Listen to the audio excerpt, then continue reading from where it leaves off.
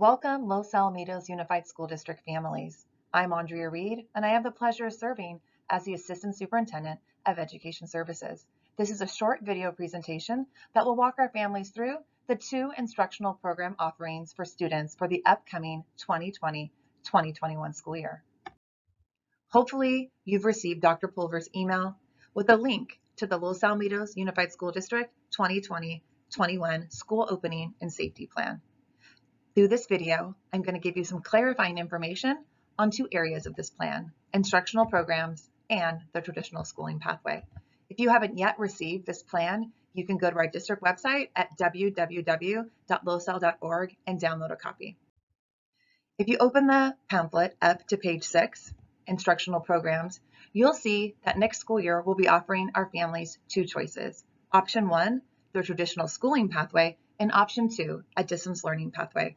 Option 1 is really best suited for those families who wish for their children to return to on-campus instruction as soon as legally allowable.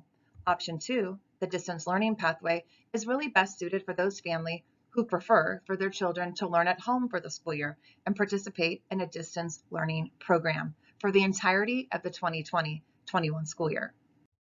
As we look at the two options, I'd like to highlight option 2 first, our distance learning pathway. The best choice for those families who do not want their children to return to on-campus instruction this school year. For these families, we have developed a unique virtual learning program known as LoSal at Home. This TK-12 100% distance learning program will have LoSal teachers teaching LoSal curriculum through a learning management system of schools PLP. All of our high school classes are A through G, NCAA approved, and our courses will have AP access. For more information about LoSal at Home, to watch a short video presentation, and read an FAQ, please log on to the LoSal at Home website, www.losal.org/LoSal at Home. For families interested in committing to a year-long distance learning program, the deadline to enroll for LoSal at Home is August 10th. All other families who do not choose to enroll in LoSal at Home will be automatically enrolled in option 1, our traditional schooling pathway. I'm now going to focus our attention on the traditional schooling pathway, page 7 and the opening plan. As we shared earlier, option 1, the traditional schooling pathway, is really a best fit for those families that would like their child to return to on-campus instruction as soon as legally allowable. It's also the default enrollment for all students for the upcoming school year. Children who join us in the traditional schooling pathway may find themselves learning in multiple settings this school year.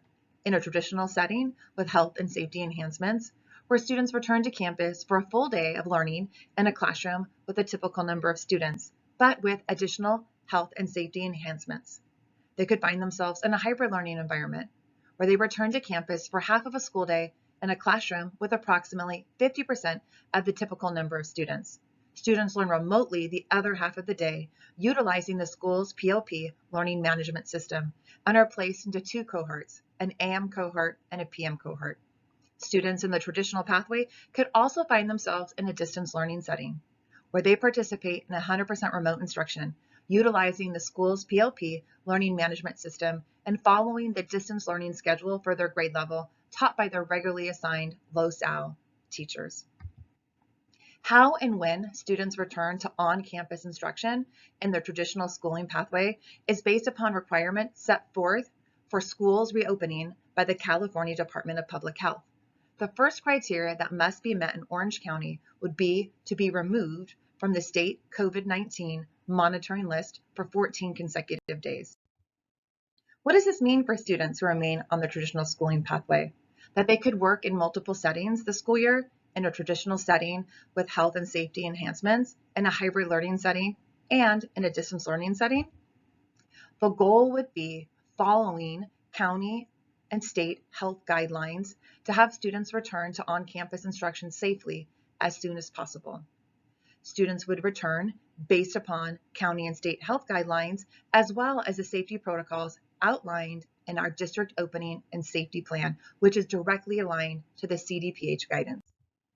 The traditional setting and health and safety enhancements outlined for families What specific things are changing on our campuses as students return? Examples of that are designated supplies and protective equipment for students, staff, and facilities, face coverings and personal protective protocols, home symptom protocols, school arrival temperature checks and symptom screenings, increased cleaning and sanitization protocols, social distancing protocols, modified recess and lunch protocols, the availability of student desk shields, removal of non-essential classroom furniture, the district utilizing outdoor learning space, as well as COVID-19 testing and screening protocols.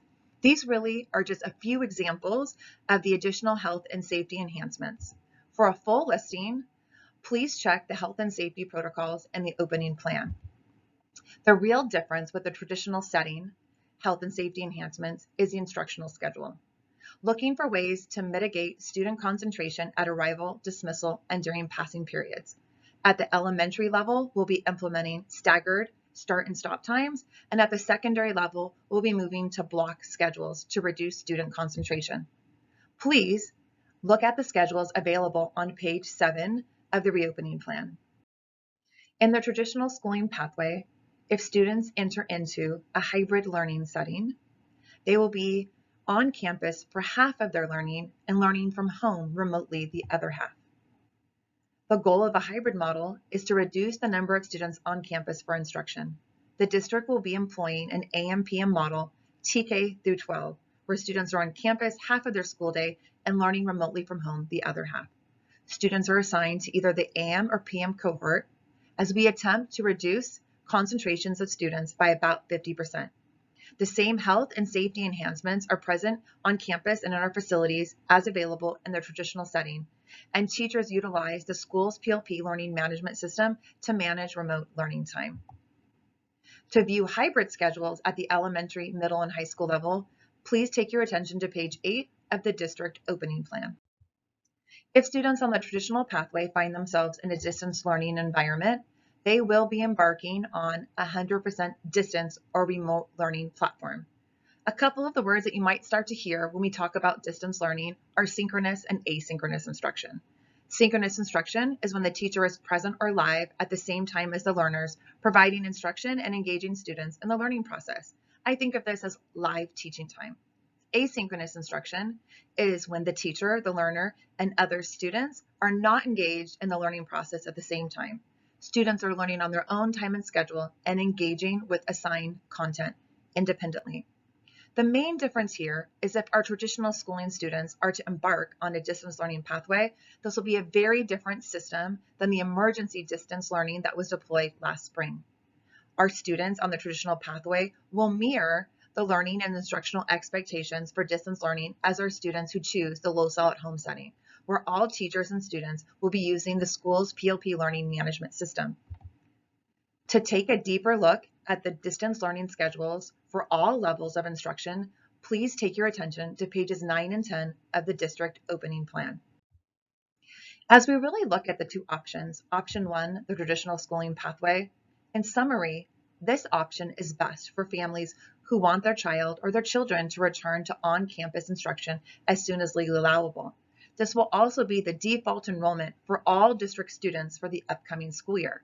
As we look at option 2, the distance learning pathway, also known as low-cell at home, this is the best pathway for those families who would prefer their students not to return to on-campus instruction for the upcoming school year and instead commit to a year-long distance learning program. The deadline to enroll for low-cell at home is August 10th. For more information about the unique differences and nuances between each of these pathways, please take the time to read through our 2020-2021 school opening and safety plan. If after reviewing the safety plan and this video and visiting the low-cell at home website, you still have questions, please submit those unanswered questions to the district team by accessing the district question submission form. The link can be found in the school opening safety plan email that was sent by Dr. Pulver and is also available on the front page of the district website at www.lowcell.org. Questions submitted by families will be used to generate an FAQ and release a second update of information to our community. Thank you and have a great day.